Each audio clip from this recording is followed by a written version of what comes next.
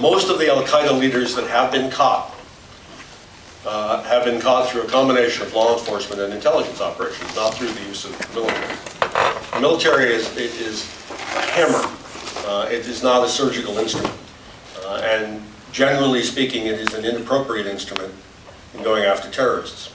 So it's not global, it's not really a war most of the time. And it's not against all terrorists.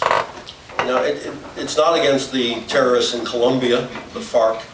It's not a war against the terrorists in Sri Lanka, the Tamil Tigers. We're actually going after Al-Qaeda and its affiliated groups.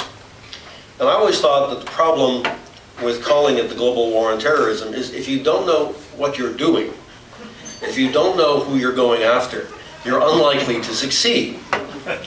And that's part of the reason that Senator Obama tries to stay away from the phrase global war on terrorism.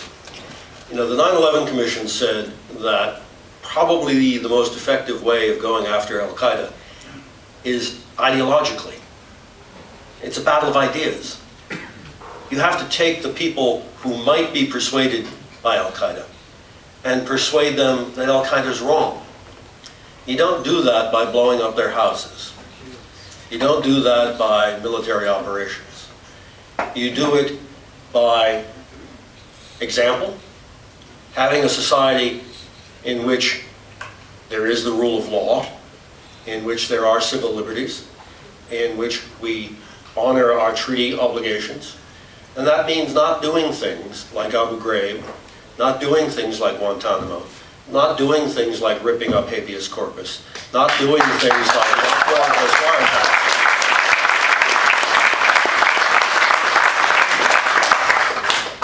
Getting back to what America stands for in the world.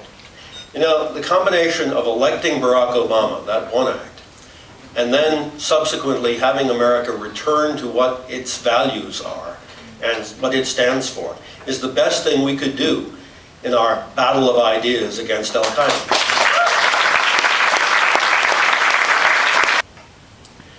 If all of you here get out of your comfort zone, if all of you here persuade people to vote for Barack Obama, if all of you here do everything you can for the next 44 days, but who's counting?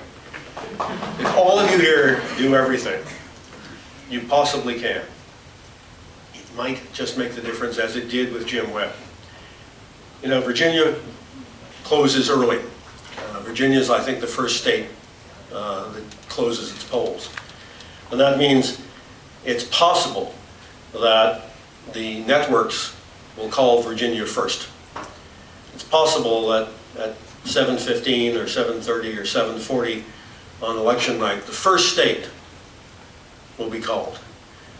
And it's possible, if we all work our butts off from now until then, that on that night, for the first time in 40 years, we'll hear a network newscaster say, and in a major upset, the Commonwealth of Virginia voted for Barack Obama.